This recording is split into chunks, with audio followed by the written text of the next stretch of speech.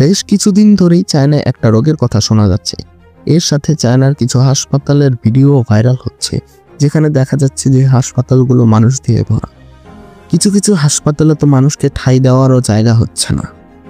এসব দেখার পর সাধারণ মানুষের মনে একটি প্রশ্ন বারবার ঘোরাঘুরি করতেছে: লকডাউন কি আবার আসবে? এই ভিডিওতে আমরা সেই বিষয়ে কথা বলবো। চায়নায় বর্তমান সময়ে যে ভাইরাসটি ছড়িয়ে পড়েছে তার নাম হলো HMPV ভাইরাস, যার ফুল মিনিং হলো হিউম্যান মেটাফোনিওমা ভাইরাস। এই নাম শোনার পর মানুষের মাথায় একটাই প্রশ্ন আসতে পারে, এইটা আবার কোন ভাইরাস? এটা কতটা ভয়াবহ? তাহলে কি আরেকবার লকডাউন আসার সম্ভাবনা রয়েছে? যদি লকডাউন হয়ে যায় তাহলে দেশ ও অর্থনীতির কি অবস্থা হবে?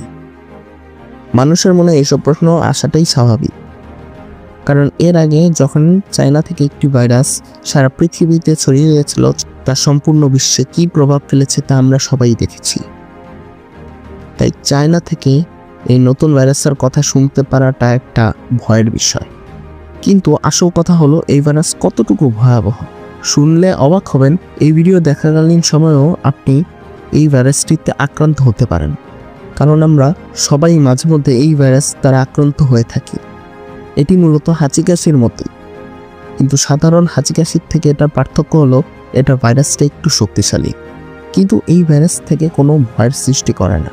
এই ভাইরাসের আবিষ্কার আজ থেকে 200 থেকে 300 বছর আগেই হয়ে গিয়েছিল।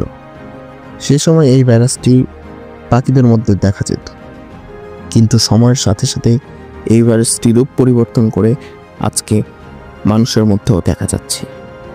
মানুষের মধ্যে এই ভাইরাস সর্বপ্রথম 2001 সালে নেদারল্যান্ডসে দেখা যায়। এই ভাইরাসটি খুব শক্তিশালী না হওয়ার কারণে সাধারণ জ্বর, ঠান্ডা ও ইনফ্লুয়েঞ্জা এর সাথে সিমটমসগুলো মিলে যায়, যার কারণে আমরা সবাই মনে করে থাকি আমাদের বোধহয় সাধারণ জ্বর হয়েছে। কিন্তু there is a big chance যে আপনিও HMPV ভাইরাসে আক্রান্ত হতে পারেন, যার কারণে একে অ্যানিওনাস ভাইরাসও বলে। তাহলে এই ভাইরাস এখন কেন এতটা ভয়ের সৃষ্টি করছে? তার মূল কারণ হলো চায়নার কিছু শহর যেমন হুয়ান সহ এর আশেপাশের 2-3টি শহরে এই ভাইরাসের আবির্ভাব দেখা গেছে। আর তার উপর দিয়ে মৌসুমটা শীতকাল, যার কারণে চায়নার হাসপাতালগুলোতে রোগীর সংখ্যা তুলনামূলক বেড়ে গেছে। আর ইন্টারনেটে এই বিষয়গুলো ছড়িয়ে পড়ার কারণে আমাদের মধ্যে ভয় সৃষ্টি হয়েছে, কারণ 2019 সালে COVID-19 এর উৎপত্তি স্থান ছিল চায়না। আর চায়নাই সর্বপ্রথম লকডাউনের মাধ্যমে করোনা ভাইরাসের মোকাবিলার সিদ্ধান্ত নিয়েছিল, যা সারা বিশ্ব জুড়ে প্রভাব ফেলেছে। তাহলে এই HMPV হয় কিভাবে? সাধারণ জ্বর ও সর্দির মতো হলেও এই ভাইরাসের উপসর্গ কি?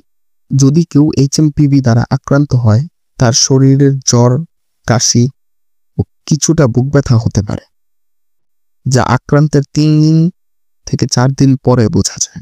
এই ভাইরাস ছড়ানোর পদ্ধতিটা অনেকটা করোনা ভাইরাসের মতোই। যেমন আপনি যদি হাঁচি কাশি দেওয়ার মাধ্যমে আপনার তালু ব্যবহার করেন এবং সেই হাত পরিষ্কার না করেই অন্য কিছু স্পর্শ করেন, এবং সেই স্পর্শ করা জায়গা অন্য কেউ স্পর্শ করলে আক্রান্ত হয়। ডাক্তারদের মতে এই রোগে আক্রান্ত হলে রোগীর উচিত সাধারণ মানুষ থেকে কিছুটা দূরত্ব বজায় রাখা এবং পাবলিক প্লেসে গিয়ে মাস্ক পরিধান করা ও টিস্যু বা রুমাল ব্যবহার করা, যাতে অন্য একজন মানুষ এই রোগ থেকে নিরাপদে থাকতে পারবে।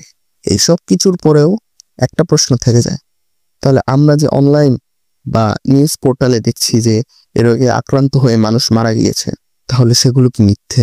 আমার এই প্রশ্নের উত্তর হলো না। এই রোগে আক্রান্ত হয়ে মানুষ মারা যেতে পারে। এই রোগে আক্রান্ত হয়ে মারা যাওয়া মানুষের বয়স হলো 1 থেকে 5 বছর বা তার কম। সাধারণত এই বয়সের শিশুদের মধ্যে ইমিউনিটি সিস্টেম খুব একটা গ্রো করে না, যার কারণে তারা এই ভাইরাস দ্বারা আক্রান্ত হলে তারা সার্ভাইভ করতে পারে না। এই বিষয় নিয়ে আমরা যদি আরো স্পষ্ট ধারণা দিতে চাই, তাহলে COVID-19 এর সাথে তুলনা করতে পারি। যেমন যদি কারো COVID-19 হয়, তাহলে তার মারা যাওয়ার চান্স 0.28%। অর্থাৎ যদি 1 লাখ মানুষের মধ্যে কোভিড হয়, তাহলে তার মধ্যে 279 জন মানুষ মারা যাওয়ার সম্ভাবনা রয়েছে। যদিও এটা নির্ভর করে আপনি কোথায় আছেন, আপনার শারীরিক অবস্থা কি ও আপনার ইমিউনিটি সিস্টেম কেমন। আবার আমরা যদি ফ্লু বা ইনফ্লুয়েঞ্জা এর সাথে তুলনা করে থাকি, তাহলে দেখা যায় যে 1 লাখ মানুষের মধ্যে 1.8 জন মানুষ মারা যায়। বুঝতেই পারছেন যে এই রোগে মানুষের মারা যাওয়ার চান্স অবশ্যই ফ্লু বা ইনফ্লুয়েঞ্জা থেকে কম। তাহলে চীনে কেন এটি এত ভয়াবহ? এর সবচেয়ে বড় কারণ হলো চীনের জিরো কোভিড পলিসি। কোভিড-19 সময় চীনে যে লকডাউন দেওয়া হয়েছিল তা সারা বিশ্বের অন্যান্য দেশের থেকে বেশ কড়াকড়ি ছিল। 2023 সালের শীতকাল করোনার পরে চীনের মানুষের কাছে প্রথম লকডাউন ফ্রি শীতকাল ছিল। চীনের মানুষ এতদিন লকডাউনে থাকার কারণে তাদের দেহ অনেক দিন কোনো ভাইরাসের সংস্পর্শে আসতে পারেনি, তাই তাদের ইমিউনিটি সিস্টেম অনেক দিন ধরেই অকেজোর মতো ছিল। নতুন ভাইরাসের সংস্পর্শে আসার কারণে এরকম অনেক রোগ ছড়িয়ে পড়ে, কিন্তু এ নিয়ে আমাদের বেশি চিন্তা করার কারণ নেই। তো এই ছিল আজকের ভিডিও। দেখা হচ্ছে নতুন কোনো ভিডিওতে। ততক্ষণ ভালো থাকবেন, সুস্থ থাকবেন। ধন্যবাদ।